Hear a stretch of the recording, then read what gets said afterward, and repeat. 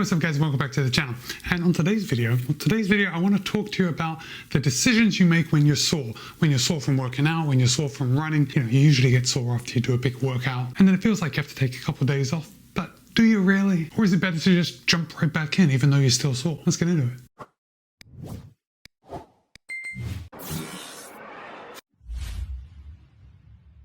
Okay, now today's video, I came across an article in lifehacker.com, and I'll place a link to this article in the show notes below in case you want to give it a read. But the article is titled, How to Work Out When You're Still Sore from the Last Time. And I think this is a pretty ideal article for me to talk to you guys about because there's no right answer. There's no right or wrong answer because so much depends on the individual, right? Ultimately, it's going to come down to you having to know your body and whether you think you should take some time off or whether you think you're ready to go out and crush it again. But the subheading of this article says, skipping workouts every time you're sore is only going to make things worse. And I kind of agree with it. And I'm sure a lot of you do too. So the article does admit that the hardest part about starting a workout routine, whether that's weights or running, is actually getting started, right? Getting that ball rolling, getting the momentum going is definitely the hardest part. And of course, if you had to take time off, probably because you're injured, or you just, I don't know, it's winter and you just can't be bothered, and then you have to get started again in the spring. You know how difficult it is to get into that running routine where you're doing it every day, every other day, right? It's not easy. But the second hardest part of a workout routine is when you run hard or you go to the gym and you work out and you're sore, and then you have to go back with sore muscles and do something else, right? That's also pretty tricky. And that soreness that we feel after a workout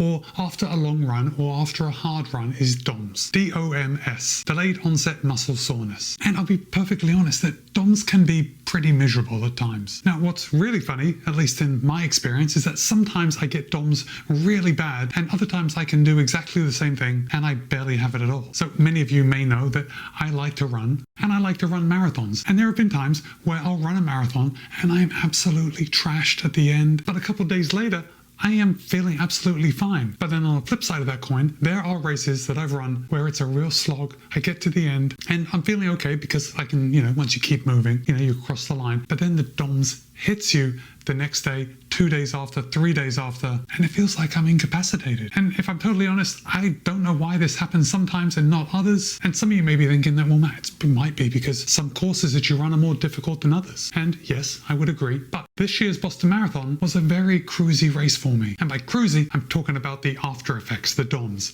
I really didn't experience any DOMS from the 2024 Boston Marathon, and I think I ran a pretty good race. And Boston, as you know, especially for me, because I don't live in a hilly area, Boston is quite hilly. So even though it was a challenging race, I didn't have really bad DOMS. And then of course there's been other times, and I don't remember a specific example, probably because I've blocked out that due to the pain, but there have been other times where I've run a flat marathon and I'm just totally incapacitated. Just sitting down on the sofa becomes a problem because I can't just lower myself down onto the sofa. I have to kind of just fall down. Oh, you know what? It's just coming to me now, but I remember the time I had the worst DOMS, and that was after a 100-mile race I did. And some of you are rolling your eyes right now because you're thinking, of course, Matt, if you're going to run that far, you're probably going to have sore muscles. But it was so mind-bending, the discomfort that I had from DOMS, that I really couldn't sleep right for days because the sore muscles were just keeping me up all night. And usually on a marathon, it's usually only that night of the marathon that I'm really struggling with sore legs. But anyway, I've been talking about DOMS like everyone knows what it means, but we know it's delayed onset muscle soreness. And if you haven't experienced this is going to be the type of pain or type of discomfort that you mainly feel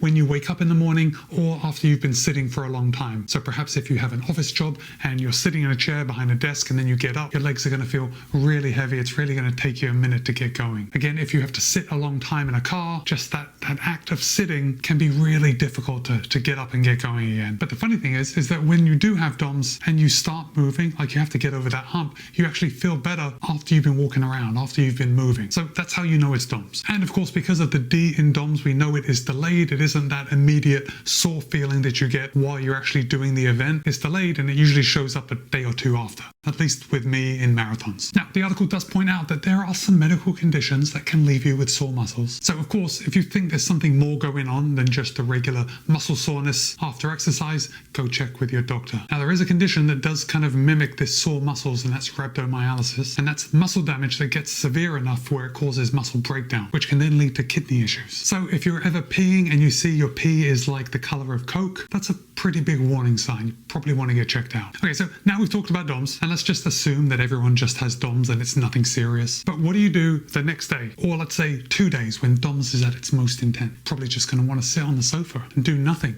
Queue up Netflix and just put your feet up because you deserve it. You've got sore muscles, so you've obviously put in the work. You deserve to just sit on the couch and do nothing. But that is the absolute worst thing that you can do. I mean, it's probably not the worst thing you can do, but it's certainly not the best thing you can do for your muscles. Now, the article says that beating soreness itself actually comes from getting used to the exercise. So when you're sore, it's suggesting that you go out and you run again, or you go to the gym and you do another workout routine. And of course, the idea behind that is that if you have to, say, take a week off every time you go for a run because you're sore, you will never actually get better at running because you're allowing your body to totally heal, and then you're kind of starting again. But look, I know the issues because when you're really sore from a run or going to the gym, like, you really don't feel like getting out there and doing it again. But here's the thing. You have to start slowly, warm up, see how you feel, and then go out and run easy or lift lighter. And although I can't guarantee it, I bet you are going to feel better. No, you know what? I do guarantee it. If you're not feeling like going for a run because your legs are sore, I guarantee that if you start slow and you start building up for a few minutes, remember, we don't make any decisions in the first mile of a run, you will start to feel better because you're moving, and you won't have to skip that workout, and you will end up being a lot stronger than you would if you were just stayed at home and sat on the couch. And the thing is that even if you're not doing your regular scheduled workout because you're too tired from your previous workout, you're actually doing something. And something, as we know, is better than nothing. And the article describes that as buying insurance against future soreness. And the point is that you are not going to get as sore the second time as you do from that first time that you've done the workout. Scientists call that the repeated bout effect. Now, these videos are kind of more like a discussion. I'm certainly not giving you any advice, and I'm sure most all of you know a lot more than I do. But this article left me wondering about race day, because we all know, or at least we've all heard, that we're supposed to take a lot of time off after race day, right? After these races where we go out and we give it everything we've got. We've been training, we've been building up, and then we peak on race day. We give it a lot more on race day than we ever have in training. So we are obviously going to have increased levels of DOMs. My question then is it still healthy to go out the next day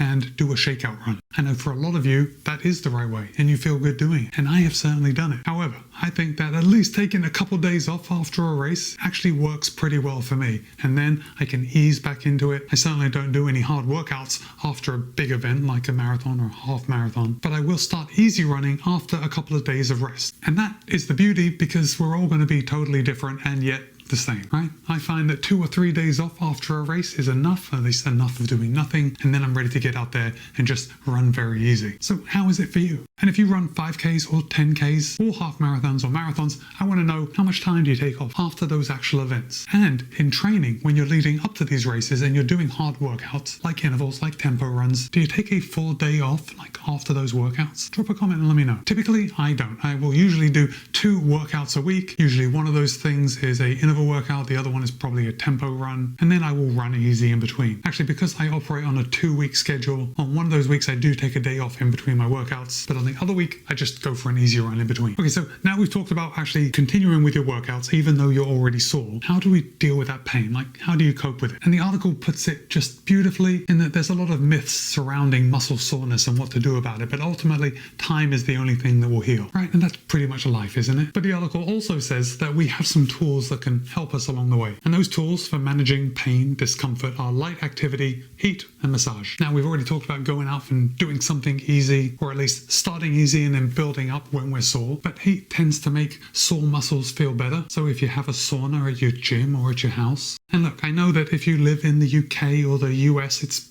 unlikely that you have a sauna in your house, but if you are watching this video from Scandinavia, it's also very likely that you have a sauna in your house. So for those people with a sauna in their house, heat can make your muscles feel better. Pretty sure it doesn't actually heal them, but we know that time is going to do that anyway, so we may as well feel good while we're healing. And then the article lists massage as making muscles feel better, which we all know to be true. A massage does feel good. A massage gun just gets into the right spot. And the article also does mention foam rolling, but I don't like to foam roll, so we're just going to ignore that bit. Oh, and of course, if you're sore, what's the best thing? Time, but also sleep. And on top of sleep, food. So maybe if you've done a race or you've done a really hard workout, you probably want to get maybe a little bit extra sleep if you don't always get enough sleep. And then make sure you're getting enough food. Make sure you're taking enough calories. Maybe extra protein, because that's good for building muscles. I don't know. Personally, I don't care what you eat. I just know that you have to eat in order to be healthy. But I'm also not a dietitian, so take everything I say with a grain of salt. I do know that from personal experience that whenever I do have a hard workout, and especially a race, I do find myself eating a little more. I give myself a little more freedom in what to eat because, you know, I deserve it. Put in some work, I'm going to treat myself. So now it's your turn. I want to hear from you. Well, I already asked the question earlier on, so same question applies here. Do you jump right back into training after you've had a hard workout or after you've had a race, or do you take time off? What is the ideal amount of time off that you have found that works for you? Drop a comment and let me know. Oh, and if you have made it to this point in the video, I think today I want you to drop the snail emoji because you know how it goes. After you've had a hard workout, after you've run a race, your muscles are sore, you feel like a snail. And by that I mean moving very slowly and just staying very close to the ground, not picking up your feet. And with that, it's Matt B. This has been a video on, well, getting sore and then still working out. Be kind, be happy, run well. I'll see you in a couple of days.